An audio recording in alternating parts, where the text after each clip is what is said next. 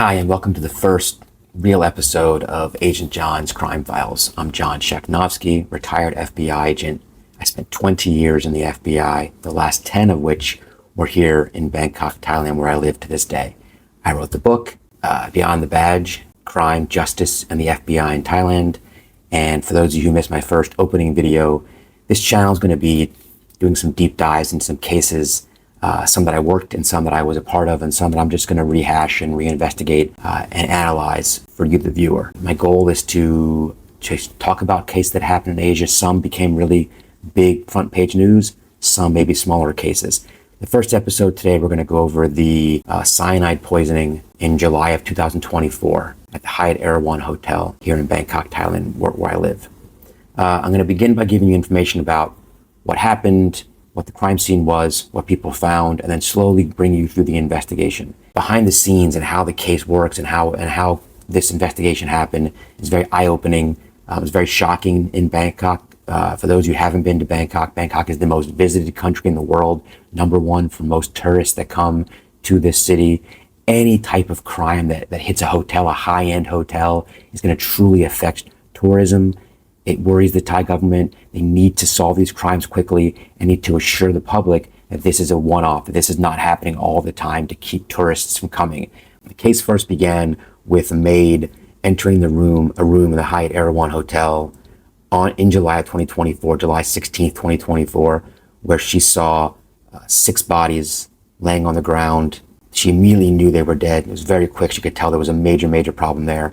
She saw food still wrapped up on a table and some teacups littered around the room.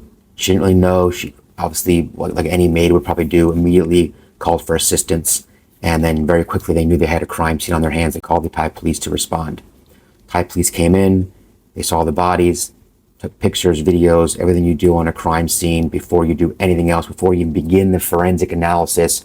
You want to go in there and take photos of everything you've seen. As the FBI agent, I will tell you, when you go to a crime scene, the first thing you do is you take video and photographic evidence of the scene.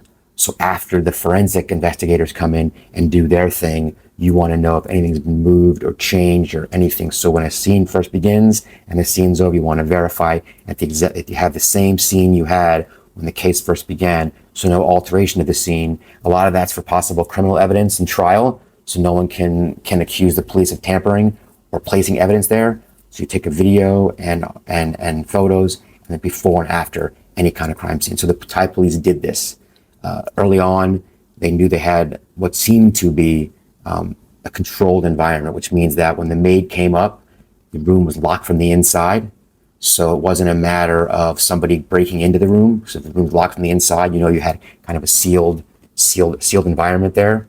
So the first thing the Thai police are going to do when they do a lot of cases in Thailand is look at the CCTV. It's obviously great evidence. If you read my book, you'll notice a couple of cases that I worked where CCTV was a very big part of my investigation. But this case at the Hyatt Erawan Hotel, CCTV was very important.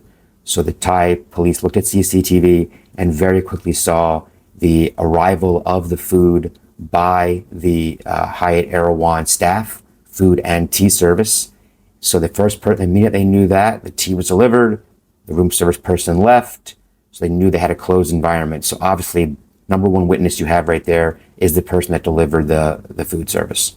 So they talked to that room service staff.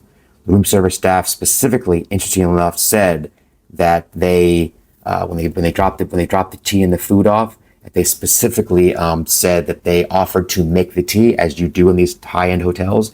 The room service staff offered to make the tea for the customer. And the person said, no, they'll take care of it, which is odd. It's a red flag. And then the food was delivered. The room service, the individuals definitely said that they noticed a little nervousness. They noticed that they remember there being some type of stress. They weren't talking too much. They kind of said no, and they kind of shoot along the room service person, which of course, once again, is a red flag. To go back to CCTV, at the time that food was delivered, there was no one else in the room except for the individual who accepted the food service. Now, starting to give you some names of people in this case, Shireen Chong was the person who accepted the food service. It was in her room, and at this point, nobody else was in the room. Then over the course of the next 25, 30 minutes, hour, other individuals began to come to the room. And then the final person, the sixth and final person, entered the room, doors locked. And the next thing after that we notice is the room service person 24 hours later, less than a day later, but more than 12 hours later, the maid comes, opens the door to clean the room, and finds the bodies. In fact, the people were supposed to check out, and they hadn't checked out. So hotel staff went to the room to see what was going on, and they noticed the bodies there. So Thai police now, where do we stand right now? We have 6 dead individuals. We have a room service attendant who was saying they brought food to the person acted a little strange, and we have CCTV of no one else entering the room. Next thing you do on the crime scene is you see the food wasn't touched yet, but you also see some physical evidence. You see that people's lips, the lips of the individuals were purple, which shows oxygen deprivation. So looking back, going forward now, we know that cyanide is one thing. That cyanide is when cyanide hits your body, how cyanide kills you is it doesn't allow your body to accept oxygen. Cyanide keeps your organs and keeps your body from accepting oxygen into your system. So what you do is you suffocate to death. So you see the purple lips. So it seemed like an initial reaction was these people suffocated to death. Now you think of suffocation, someone puts a bag over their head, or they can't breathe, or they're in a room without oxygen. But a forensic investigator will say, well, one of the things that causes this is a poison. So then they look and they have the teacups. The food was untouched. Everyone seemed to have taken teacups. Teacups are all around the room. And they go and they do testing of the teacups.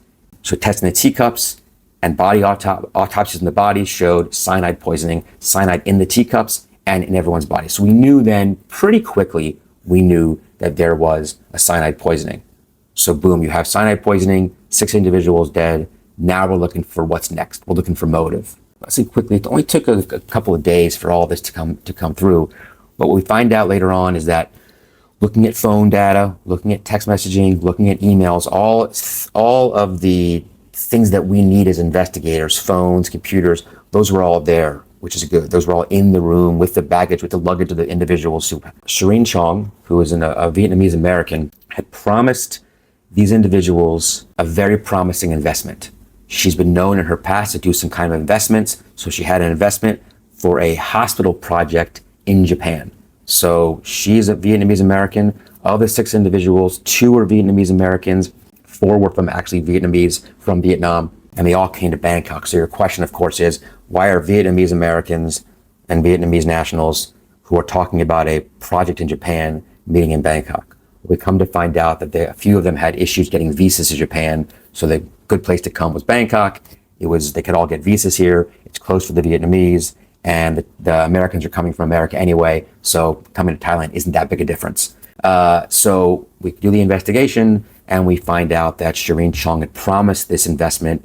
Individuals in the group had invested hundreds of thousands of US dollars, some $300,000 for one couple that was there, and other individuals a little bit less, but a large amount of money in the hundreds of thousands of dollars to invest in this project. And there was absolutely zero movement on this investment. There was no project started yet, likely no project at all. This was a total scam, total fraud. Really early on, we believe that the scam, that the idea of this being an investment was out the window, so it wasn't going to happen. So they were going to meet in Thailand to discuss the possibility of restitution, giving the money back, figuring out how they can get this taken care of. So they met for a couple of days. They came to no resolution, and then the morning of this incident of July 16th, Shireen Chong had everybody meet her in her hotel room for one last chance to maybe reconcile or discuss. She knew she was in trouble. There's evidence of this in many, many cases. When a fraudster, his back is against the wall, they will do a lot of things that normally somebody would not do. Shireen Chong has no history of violence. Nobody believed that she could ever do this kind of thing. You hear this all the time. I couldn't believe this person would do this. But we know, and the FBI and law enforcement officers know, when somebody's caught, when a criminal, be it a fraudster, be it a violent criminal, when they're caught, when they know that they're being caught and they have nowhere to go, they get desperate. And in this situation, a real big problem you have, or a real big issue you have in Thailand, is the idea of losing face. And losing face, for those who don't know, imagine being embarrassed to the point where you have to take action. It's an embarrassment. We don't know, in the West, we don't understand how to be so truly embarrassed that your entire life, your family, you feel like your entire life is over because you lost face. And you can lose face for many things. You can lose it for money. You can lose it for relationships. There's lots of ways to lose face, even at work, even making one mistake at work. So her big concern was she lost face here. And how is she going to survive? It'll look bad for her. It'll look bad for her family. So she got desperate, and she decided that on this morning that she procured cyanide.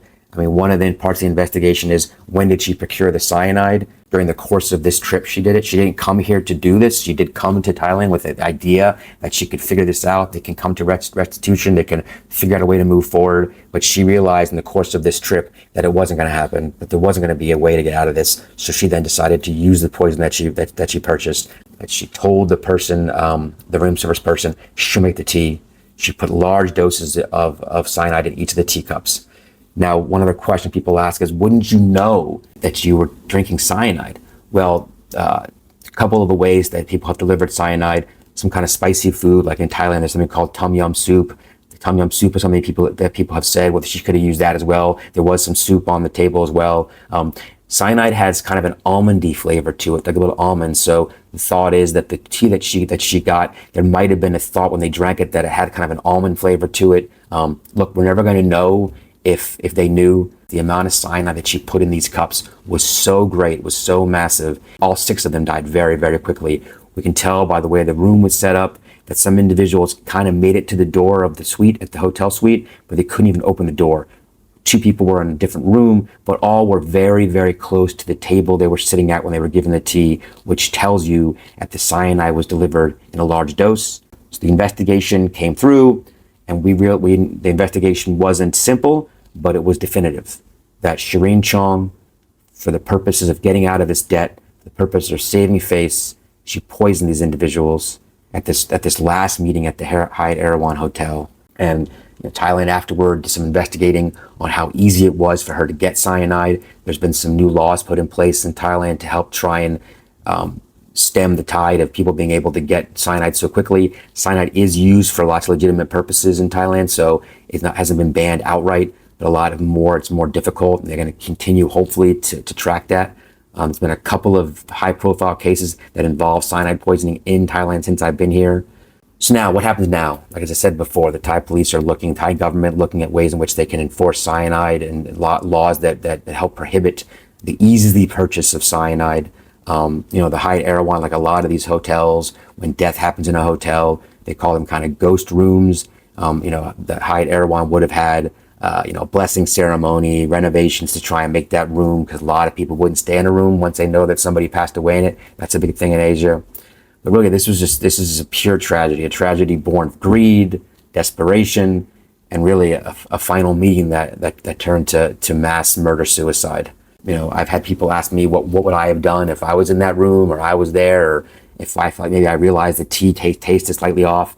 It's tough. I mean, it's really difficult. There's lots of examples of cyanide poisoning over many cases where you say to yourself, wouldn't you taste it? And wouldn't you know, or wouldn't you have an idea?